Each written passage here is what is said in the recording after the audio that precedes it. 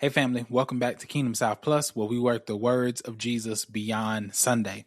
If this is your first time here, my name is Pastor Sean. I'm grateful that you're listening to this wherever you get your podcast. Yesterday was week 4 and the conclusion of the Gender Wars series for men. If you've been keeping up with these recaps, you know that June is Men's Month at Kingdom South, where we align our preaching, our programming, and our practices around ministering to men. However, there's something we had to consider in that effort, and that's this. Most churches are made up of women. So even when you're doing a series for men, you're still preaching primarily to women. So what does it look like to design the content in a way that allows women to get insight and perspective on some of the issues men face so that they can better navigate their relationships with men, which vary? Some of them are family, friends, and romance. We've done that, hopefully, to the best of our ability.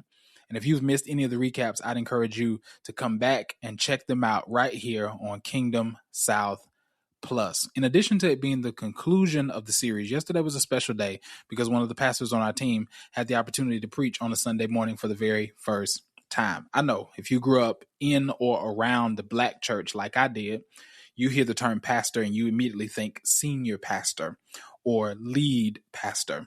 But for us, our motto is a little bit different than the one that even I grew up with, where there was one pastor.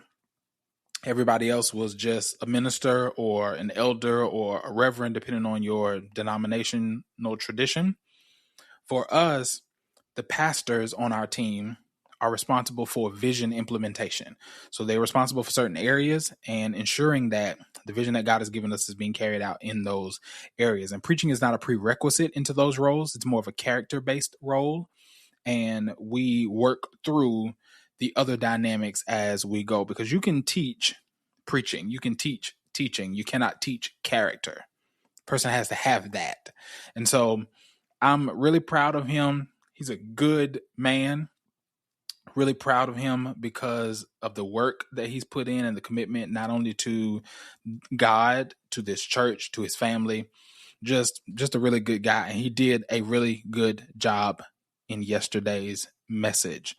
He asked this question that I think was so fitting to end the series with, and just contributing to the larger conversation that I believe is both happening and not happening within culture. And that's this. What is a good man? What is a good man? He reminded us that the answer to that question is both subjective and relative. It depends on who you ask. It depends on their preference. It depends on their perspective. So he concluded this message by reminding us that a good man is a surrendered man, a man who has surrendered his life and his will to God. Oh, I thought it was so good, so necessary, because again, although the series is for men, you're preaching primarily to women, and it's something that I think, and this is just my opinion, I think women need to hear, especially in today's culture. Because again, good is subjective and it's relative. So what we consider good in the Christian context is a man being surrendered to God. Now, I want to be clear. I'm not saying that if you're a Christian, you're automatically a good man. I'm also not saying if you're not a Christian that you're not a good man, because again, good is subjective and it's relative. But in the Christian context, we measure, one of the measuring tools for good is surrender. Has that man surrendered his life and will to God? Because if he hasn't, and your aim is a Christian man, your aim is a Christian marriage, then I would venture to say, if that person has not surrendered their life and will to Jesus, that's probably not somebody that you need to be in deep relationship with. Now, again, that's just my opinion. This is my perspective pastorally. kind of seeing it. It's like some of the other stuff, it comes and goes, but that man needs some sort of north, something that is keeping him aligned. And for many of us, that is God by way of his word and by way of community and so many of the other things that help us on our journey of Christian discipleship. But it was a really, really good message, a necessary message to remind us, one, as men, that we need not fall into the trap of measuring ourselves either by our own standards, which can be misleading sometimes, or by cultural standards, which can be misleading sometimes, because what we may consider to be good may have nothing to do with surrender. And what culture considers good often has nothing to do with surrender. And so it was a really good realigning message that those who were present, if they were hearing what he was saying, were able to get some value from it. And then, of course, for the ladies, being able to take into account the kind of man that you're in relationship with and whether or not that man is surrendered. Because if you believe that men are supposed to lead, if you believe that men are supposed to cast vision and all of those things, then if you're going to follow a man, you need to be confident in who he's following. Let me say it again. If you're going to follow a man, you need to be confident in who he's following. Which is why, in the Christian context, we believe that a good man is a surrendered man. Oh, so needed and so necessary. So needed and so necessary. As I was sitting and listening to him deliver the message, I'm like, oh, I wish we had like a megaphone and we could just amplify this kind of conversation, because it's so much out here when we talk about what a good man is in Christian context. Again, I'm not even talking about what's going on outside of the Christian faith, because those standards are completely different. But some of the conversations that are going on in the Christian faith are scary, because we're using those same cultural metrics to determine or disqualify people. And it's scary. It's like, is that man surrendered? Because just about everything else can be taught or altered. So let me just go on this little brief rant here. It's relevant, but indulge me for a second. So there's something called Pop the Balloon and Find Love. So I've become a fan. I watch it every now and again. And some of the things that people are disqualifying people for is scary. It is scary, especially people who claim to be Christians or claim to be people of faith. It is scary. And I'm just like, some of that stuff can be taught. Some of that stuff can be altered. Like, we disqualifying people based on outfits. And I get it. I'm not saying that you shouldn't have a preference. So I'm not that deep where I'm like, you should just accept whoever. No.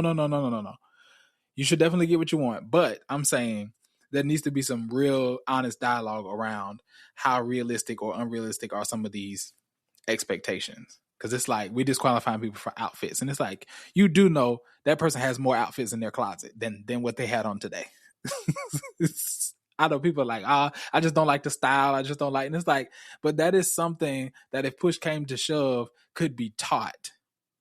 That is something that push came to shove could be altered. Is that man surrendered? Again, as a Christian, if you're not a Christian, then ignore me. But if you're a Christian, that should matter. That should matter. The rest of that stuff can be taught. That stuff can be altered, because there's so many nuances that impact how a person shows up when it comes to some of these other things. So I'm watching that show and I'm just like, this is wild. Some of the stuff that we did, this is why. Some of it has nothing to do with character. It has nothing to do with nothing. It's just like, it is preferences, and they are preferences that can be taught and things that can be altered. So as I was sitting and listening to the message, I'm just like, this needs to be everywhere. Like, we need to hear this message. We need to hear this. This needs to be had in single spaces, in spaces where people are learning to be in relationship with one another. These are the kinds of things that need to be had. So I'm really proud of him, and sitting and listening to him deliver the message yesterday has also deepened my commitment to sharing the microphone. Again, if you grew up in or around church, some church traditions, the pastor plays hero ball. So it's like the pastor or bust. And I just don't think that is a winning strategy. I don't think it's sustainable over the course of time. And so you listen to so many leaders who burn out, so many leaders who are fatigued and frustrated. And so I'm grateful in this season of our church that we have people who have submitted themselves to this mission and are willing to lend their time, their talent, and their treasure to helping to advance it. And because if God is going to do everything that we believe he's going to do, it's going to take more than me to do it. I don't care how gifted people think I am. If God's going to do everything that we're believing him to do for our church, it's going to take more than just me to do it.